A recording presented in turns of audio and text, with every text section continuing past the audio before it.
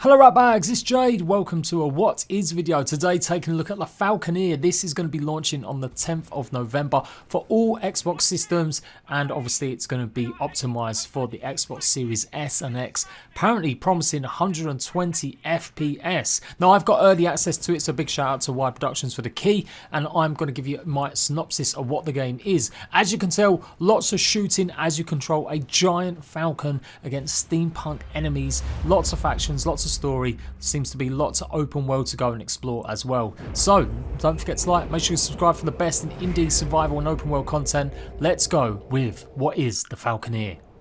So first off, obviously it's going to be an Xbox and PC exclusive game. You'll be able to find this on Steam or the Xbox. No plans for PlayStation yet, but it does look like it's going to be a timed exclusive. This is not a Games Pass game. You are going to have to actually spend some money on it. So if you like dogfighting games, aerial combat games, you may really enjoy this. It's set in a pretty open world. There's a bunch of different factions that you can pretty much choose allegiances with depending on what kind of missions you do, and there's various ways that you'll be able to upgrade your Falcon over time. It is single player only, unfortunately, and it does look like it's going to be offering 4K support, and obviously, as I said, 120 FPS on an Xbox Series X. So obviously smart delivery. If you buy it on an Xbox now, you'll be able to get it and play it for free on your next console on the Xbox.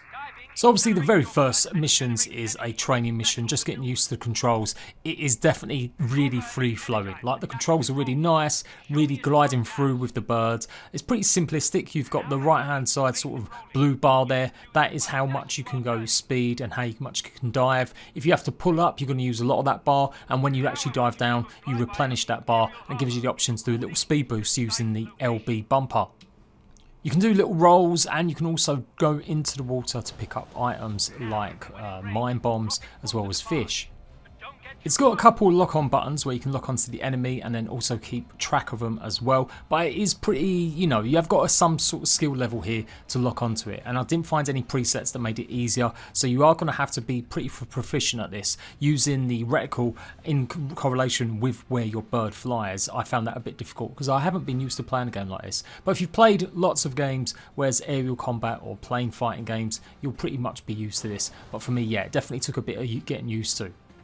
When it comes to normal combat in the air, you've actually got ammo pods on the back of you, which get replenished by lightning storms that you'll go through. You've got your health bar on the left bottom as well, and that you can replenish by capturing fish that's in the water. So yeah, as you said, catching some of the enemies and getting them online is pretty forgiving though. Like, you don't have to be pinpoint accuracy in aiming the reticule within the circle. As long as you're kind of near it, you'll get some shots off. But I'm sure as the game develops and gets a bit more involved, it will get a little bit harder maybe to take on some of these enemies and shoot them in the right spot.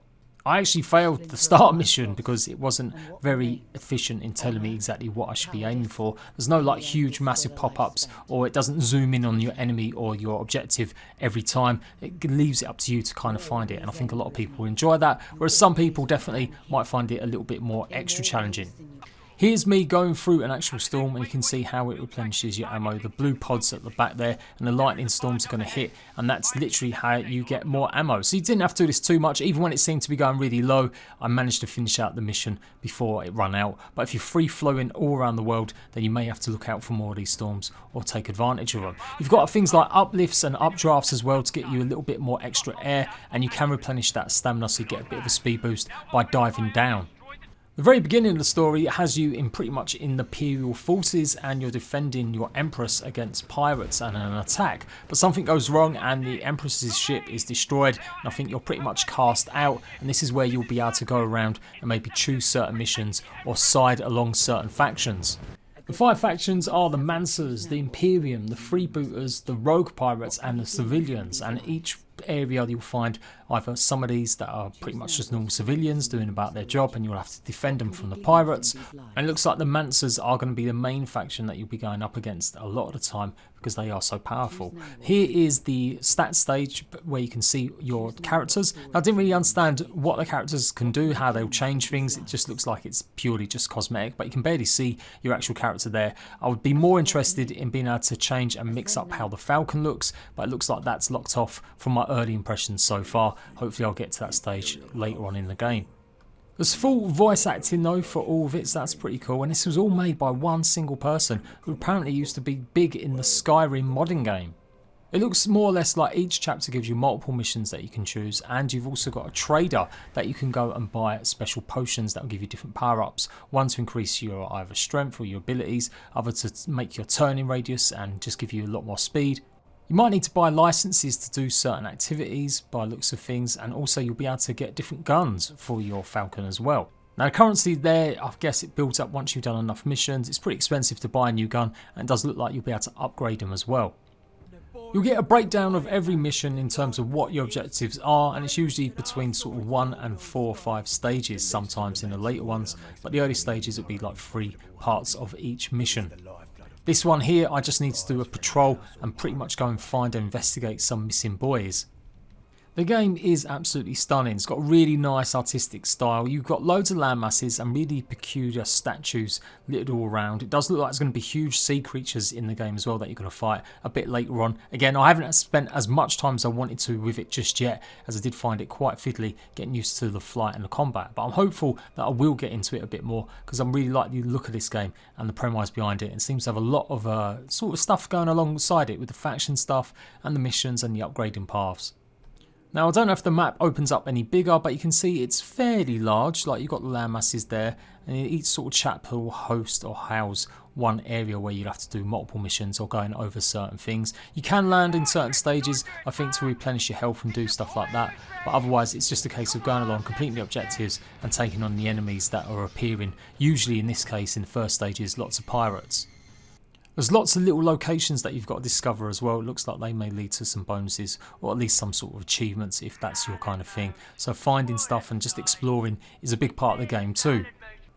The open world feels really nice. The way that storms will roll in when you're in need of actually replenishing your ammo as well, and then coming across some enemies at the same time, really adds a bit more atmosphere to it, makes everything a little bit more epic. Doesn't happen always. You will be fighting in clear skies too, and doing various different types of combat, whether it's bombing ships that are on the water, or actual proper defences that are on land, or more just dogfighting stuff like I'm doing right now.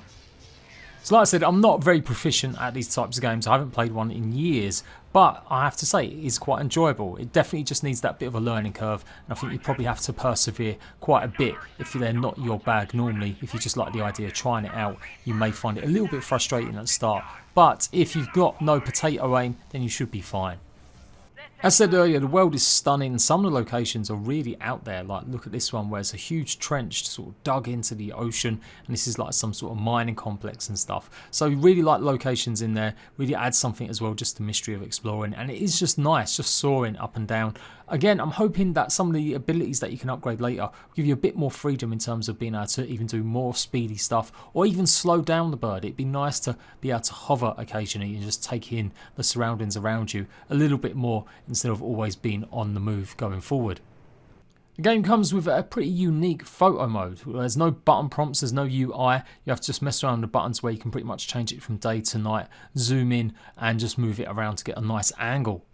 As said, there are story beats. It gives you a quite lengthy intro explaining a few things, but I still would definitely like to see almost a few more cutscenes. But it's quite moody how it brings you into it with old-fashioned style credits too. So yeah, I really like the fact there's lots of voice work popping up, giving you little reminders, and you've also got a AI companion that helps you out along most of the time as well. So they'll pop in as well and give you a bit of advice, or just be there to help you take on some of the bandits around you.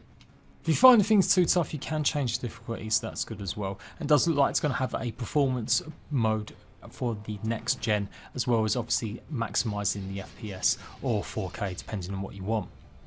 All in all, a good little solid indie game. Definitely going to be more suited to people that really enjoy these games, and if you're new to them, I would say it's maybe been a bit of a challenge at the early stages, so you may have to just really grit your teeth and persevere and get used to the aiming and the controls. But once you got to that stage, it's pretty cool going around just exploring, and then obviously taking part in certain missions and kind of choosing which ones you want to do and see how they affect the story going forward.